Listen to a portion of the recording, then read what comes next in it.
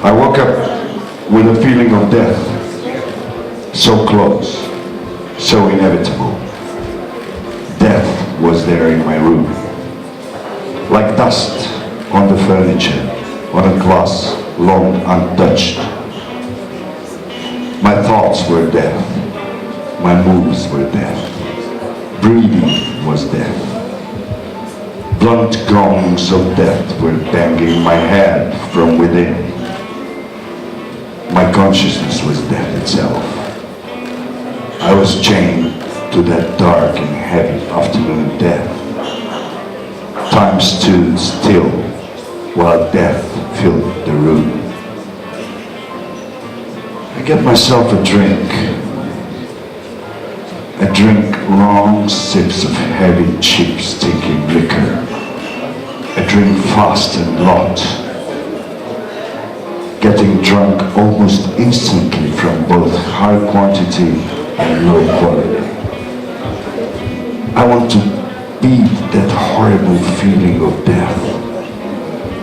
I feel dizzy already, but manage to pump more alcohol into my body. The system slows down, more alcohol. The feeling of death remains unchanged, motionless, cold, painfully present. Horrendous is the stability and firmness of this death madness. Even alcohol is not the comforting friend it used to be. Death is stronger than that. Death is stronger than death itself. Flat and multi-dimensional at the same time. Death is lurking at me. I make no move. Drunk and terrified. Cold. I'm cold. Out of nowhere, I see myself running. Wheat fields.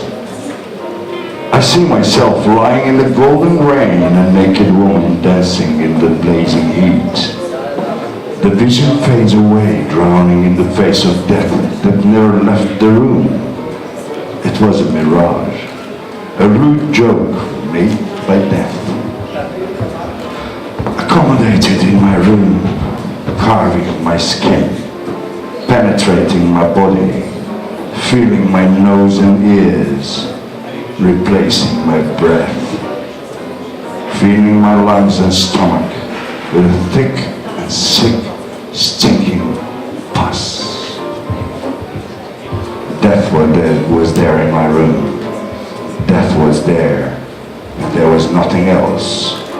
Death was my life, and lost it for the glimpse of an eye.